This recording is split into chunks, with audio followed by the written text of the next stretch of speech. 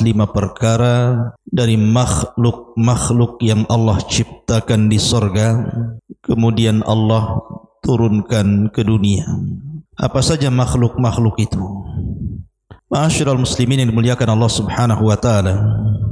Kita tahu bahwa sorga adalah darun a'addallahu lil muttaqin, sebuah tempat yang Allah peruntukkan bagi orang-orang yang bertakwa.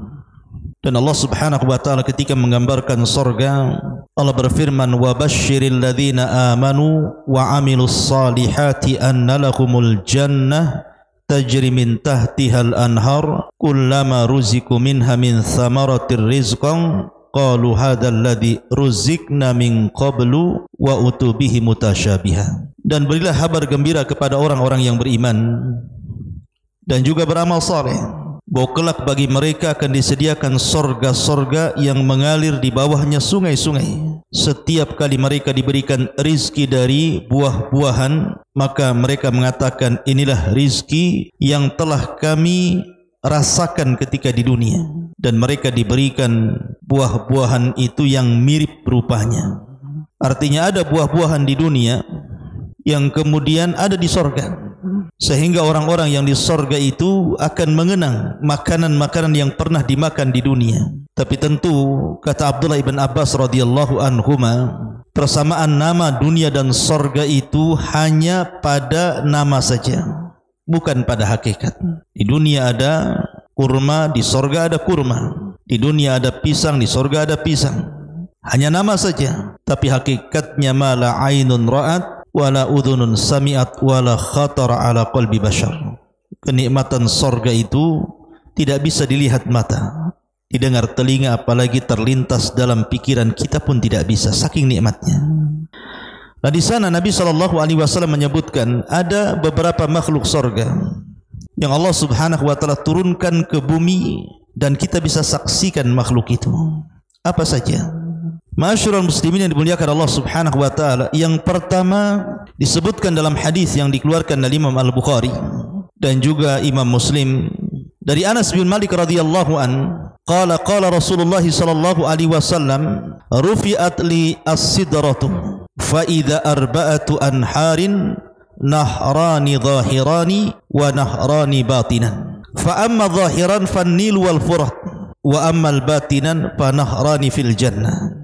Kata Nabi SAW, ketika diperlihatkan kepadaku atau ketika aku diangkat ke Sidratil Muntaha, maka tiba-tiba aku diperlihatkan 4 sungai, yang 2 sungai yang tampak dan yang 2-nya lagi tidak tampak. Adapun yang tampak adalah sungai Nil, ini yang pertama, dan yang kedua sungai Furat ataupun Efrat. Adapun 2 sungai yang batin yang tidak tampak adalah 2 sungai yang ada di surga. Ma'asyiral muslimin yang dimuliakan Allah Azza wa Jalla, dalam hadis Muslim ada tambahan, wal furat wan nail kullun min anharil jannah. Dan sungai Efrat juga, sungai Nil, sungai Efrat yang ada di Irak dan sungai Nil yang ada di Mesir, semuanya termasuk dari sungai-sungai surga. Disebutkan oleh para ulama bahwa yang dimaksud sungai Nil dan Efrat ini adalah sungai-sungai sorga. Kata para ulama, la'allal muradu min kauni hadhil anhari minal jannati anna aslaha minha kama anna aslal insan minal jannah. Bahwa boleh jadi maksud Nabi SAW keberadaan sungai-sungai sorga yang kemudian ke bumi ini, maksudnya asalnya dari sorga. Sama dengan manusia juga asalnya dari sorga. Adam alaihi salatu wassalam pernah hidup di sorga. Allah Subhanahu wa taala berfirman, uskun anta wa zaujukal jannah. Masuklah engkau wahai Adam dan juga bawa pasanganmu Hawa ke dalam sorga. Maka Adam pernah menetap di sorga dan merasakan kenikmatan yang luar biasa, tetapi karena dosa yang dilakukannya, Adam alaihi salatu wassalam akhirnya kemudian dikeluarkan dari surga. Ukhruj minha, dalam ayat Allah mengatakan dalam surah Al-Baqarah, Allah Subhanahu wa taala berfirman tentang masalah Adam dan Hawa yang dikeluarkan dari surga. Allah mengatakan, ihbitu minha, turunlah kalian semua dari surga. Ma'asyiral muslimin yang dimuliakan Allah Subhanahu wa taala, Jadi sungai Efrat yang pertama dan juga sungai Nil boleh jadi asalnya dari sorga, dulunya dari sorga, kemudian dialirkan ke dunia. Dan itu sebagaimana pendapat Al-Imam An-Nawawi rahimahullahu ta'ala.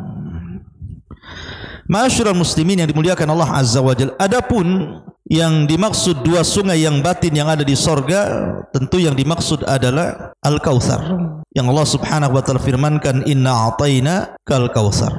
Ini yang pertama. Dan yang kedua, sungai Efrat dan juga sungai Nil. Kemudian yang ketiga, Maqam Ibrahim. Maqam Ibrahim artinya tempat berpijaknya kedua telapak kaki Ibrahim alaihi salatu wassalam. Dan itu disebutkan dalam hadis Nabi sallallahu alaihi wasallam dari Abdullah ibn Amr radhiyallahu anhuma. Dia mengatakan, sami'tu Rasulullah sallallahu alaihi wasallam yaqul inna ruknan wal maqama yaqutatani min yaqutil jannah. Sesungguhnya rukna itu maksudnya Hajar Aswad, dan juga maqam, keduanya adalah mutiara dari mutiara-mutiara surga. Tamasallahu nurahuma, Allah subhanahu wa ta'ala padamkan cahaya keduanya. Walau lam yatmis nurahuma la adha'ata ma bainal masyriqi wal maghrib. Kalaulah Allah subhanahu wa ta'ala tidak hilangkan cahaya dari Hajar Aswad dan maqam Ibrahim, tentu dari ujung barat dan timur akan terang benderang. Cahayanya akan meliputi ujung timur dan juga ujung barat. Maqam Ibrahim ada yang mengatakan dahulunya adalah menyatu dengan Ka'bah. Dan subhanallah, di masa jahiliyah ketika orang-orang menyembah berhala dan berhala ditengger-tenggerkan di sekitar Ka'bah, Allah takdirkan tidak ada satupun orang-orang jahiliyah yang menyembah maqam Ibrahim. Padahal maqam Ibrahim itu ada melekat di Ka'bah. Tentu ini ada hikmah, karena kalau seandainya maqam Ibrahim sempat disembah oleh orang-orang jahiliyah, kemudian sekarang jadikan sunnah tawaf orang salat di belakang maqam Ibrahim, tentu orang-orang akan mengatakan, lihat, Islam persis dengan jahiliyah menyembah berhala. Tapi Allah sucikan benda itu sehingga tidak ada orang-orang jahiliyah yang menyembah maqam Ibrahim. Mereka hanya menyembah berhala yang bertengger di sekitarnya saja. Dan di zaman ketika Umar bin Khattab radhiyallahu an tawaf bersama Nabi sallallahu alaihi wasallam, maka Umar bin Khattab kemudian meminta kepada Rasul, bagaimana kalau seandainya maqam Ibrahim kita geser saja sedikit dari Ka'bah dan kita jadikan tempat salat bagi orang-orang yang tawaf.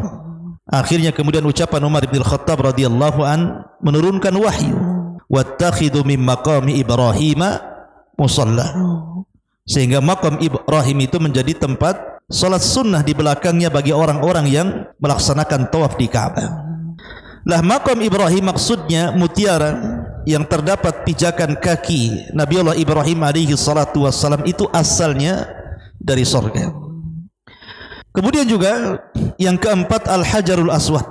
Nabi sallallahu alaihi wasallam bersabda dalam hadis Abdullah bin Abbas radhiyallahu anhuma, kata Nabi sallallahu alaihi wasallam, nazala al-hajarul aswadu minal jannah wa huwa ashaddu bayadan minal labani fasawadathu khataya bani Adam. Allah subhanahu wa ta'ala menurunkan Hajar Aswad dari sorga. Dulunya Hajar Aswad ini jauh lebih putih warnanya dibandingkan susu, tapi menjadi hitam karena dosa Bani Adam. Abdullah bin Amr radhiyallahu an mengatakan, Al-Hajarul Aswadu min hijaratil jannah. Sesungguhnya Hajar Aswad itu adalah batu dari batu-batu surga. Dari sini menunjukkan bahwa Hajar Aswad itu dari surga asalnya. Dulunya berwarna putih tetapi menjadi hitam karena dosa yang dilakukan oleh Bani Adam, terutama kesyirikan di zaman jahiliyah kala itu. Ma'asyiral muslimin yang dimuliakan Allah subhanahu wa ta'ala. Kemudian juga di antara makhluk yang dulunya di surga adalah tamar, kurma ajwa. Dan itu disebutkan dalam hadis, kata Nabi sallallahu alaihi wasallam, man tusbihu bi sab'i tamaratin lan yusibahu hasadun wala sihrun. Wa fi riwayatin al ajwatu minal jannati wa fiha shifaa'un minas sammi wa fiha shifaa'un minas summi. Barang siapa yang di pagi hari seseorang memakan 7 butir daripada kurma ajwa, maka tidak akan tertimpa padanya hasad dan juga sihir. Dan riwayat ajwa itu dari sorga, padanya terdapat obat dari racun. Ini di antara 5 perkara yang disebutkan oleh para ulama tentang makhluk-makhluk sorga yang ada di bumi.